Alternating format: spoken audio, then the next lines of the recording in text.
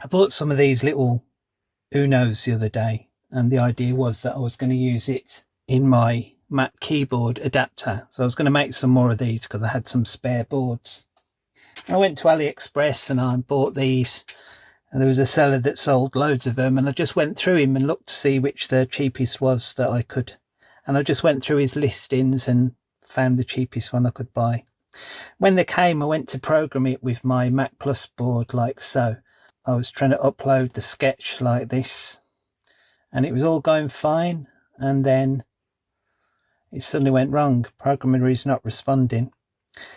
And I fiddled about with it a little bit, couldn't work it out, and then suddenly realised that I had possibly bought some ATMEGA168s instead.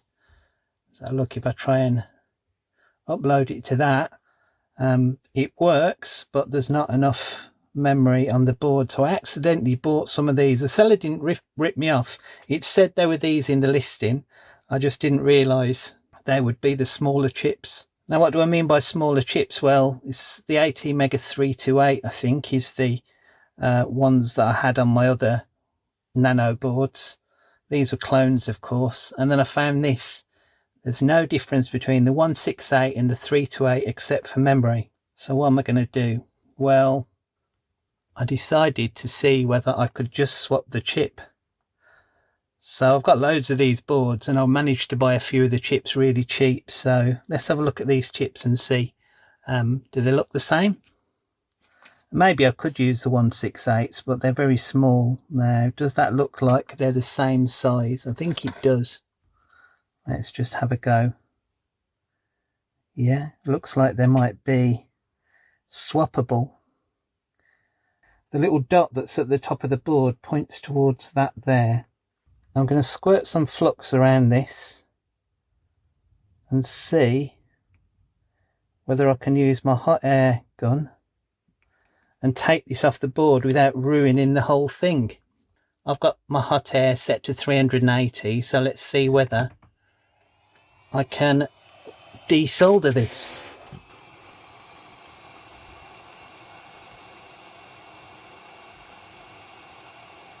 Well, that came off surprisingly easy. All of the pads look alright, so let's try and put the other one back on. Well, I've just swapped cameras. That came off really, really easily. So let's pop this one on. And I'm hoping that this is aligned perfectly. No, it's not. To come this way. When I've seen people do this, they just heat it up and then it will move into position. So I think I'm just going to try that.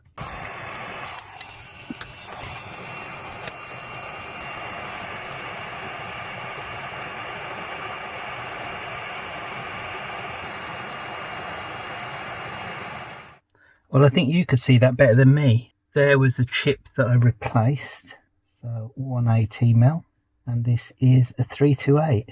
So I think I'll swap camera again, and I'll go and plug it back into the Mac and see whether this recognises it as a 328 now. All right, let's plug this in and see whether I've destroyed it. Oh, well, the light comes on, that's good. Am I seeing a... Well, I'm seeing a serial drive on it. And can I program it? Well, let's change it to the other board. 328. Let's try from there. Problem uploading to board. It doesn't surprise me.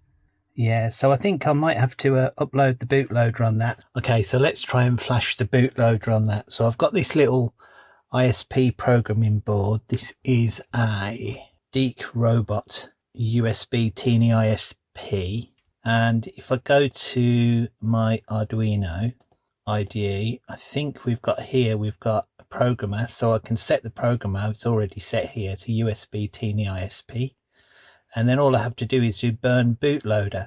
I just need to check what it is. I think I'm going to set it to that old bootloader to start with and take it from there. And at the moment there's no port involved, so got one of these old, I think they're USB-A leads, aren't they, or something like that, can't remember.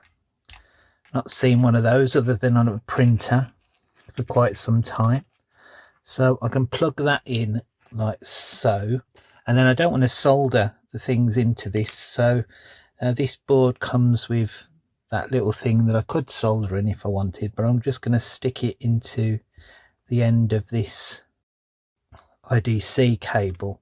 And I think what I should be able to do, if I put this in here, I might be able to, well, there we go, yeah. So if I put it in here, the light lights up, the little telltale lights. So what I'm going to do, I'm going to keep it pushed to the back, just to make sure that that is connected. So let's go back to the IDE and go to Tools, Burn Bootloader. And it says burning bootloader to the board, and that is flashing. I don't want to move my hands, but it is actually doing something. And then done burning bootloader. So I think that's all I need to do. So hopefully now, and this wouldn't work before, if I plug this in and pop that in there, I should hopefully now be able to connect to it. So let's have a look at the tools. And right, we've got the ports appearing now. Lovely. So let's get my PS2 keyboard sketch and try and upload it. So it's compiling. Whoops. All right, so it's on the wrong port. That's ATMEGA. Well, let's choose that one then instead. There you go, that's uploading. So that's it. So it's actually that simple. So just need one of these little things you can get, USB to ISB, and that's something that I've had for quite a while, but they're not that expensive to buy those from Amazon. And I was able to swap out this chip from the 168 to the ATMEGA328. So this means that if I buy some more of these chips, which are quite easy to buy in bulk, I should be able to replace them on these boards and make these boards have a bit more memory. So I hope you found that interesting, and please like and subscribe. Bye.